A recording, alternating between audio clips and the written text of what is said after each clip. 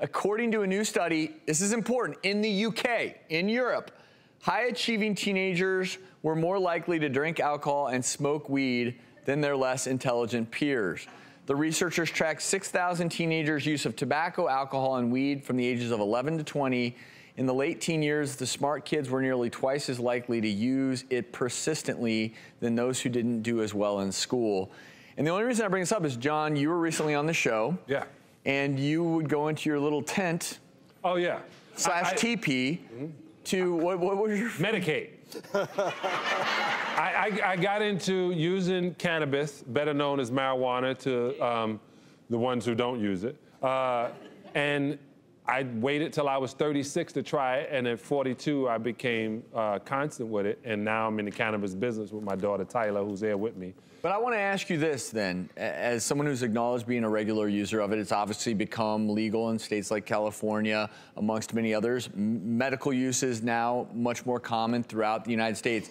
In America, the assumption is that teens who are using marijuana, they're troublemakers. Okay. They're not doing as well in school. I don't think that's true at all, because I mean, and studies show that it's not just the schools in a certain part of town, it's all the schools, the private schools where the smart kids go that had to take a test to get in. Guess what?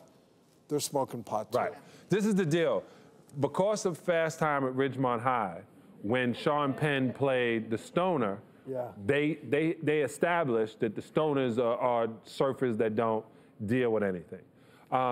When he said the private school and the smart kids at the private school, because the private school, those kids got more money to get better drugs. Right.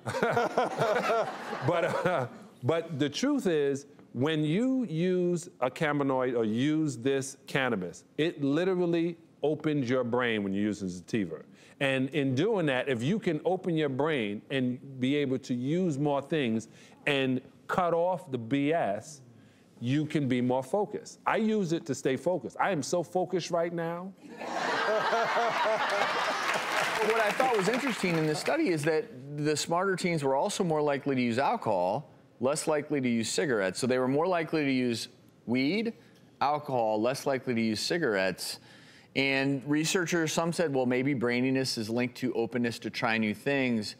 But the one thing that this is where I've always wanted to be very careful with cannabis, which is in younger kids, you got to be very cautious because the developing brain is very different than a fully developed brain. Use of a substance like cannabis, now that it's legal in more and more states, is when it's appropriate for a teenager, because I'm still so hesitant, mainly because of this concept of a developing brain versus an adult making a decision. You're an adult who decided at the age of 36, you know what, I'm going to use cannabis. And that's a little bit different. So what is your position? I mean... Well, I look at it this way. If you were an athlete and you were Boris Becker or you were Serena Williams and you started being a professional at 14 and 16, no one says anything then. Now you're okay. I think at 16, we say in the Jewish religion at 13 or 12, you become a man. So I do believe that you can be discerning. Not everybody, because I know some adults at 36 shouldn't be making decisions. Some 16-year-olds should be making them. Now, one of the things they do in Europe, too, is drinking and smoking is not a big thing. In Italy, having a glass of wine at dinner. In Switzerland. With their kids. With their kids, no problem. Yeah. But if you make it a thing, if you do what God did the first time and said, that's my tree, don't touch it, they're going to touch it. Kids, when they use marijuana for recreational reasons, and medicinal too, but you're weighing risk and benefits, that can cause problems with, brain development and learning, judgment, memory, and things like that. Lung problems, so it's about their development. The DUI stuff, believe it or not, is a reality, very much so. And it's particularly for naive people who haven't used. You're so familiar with it, but as with anything, it can easily be abused.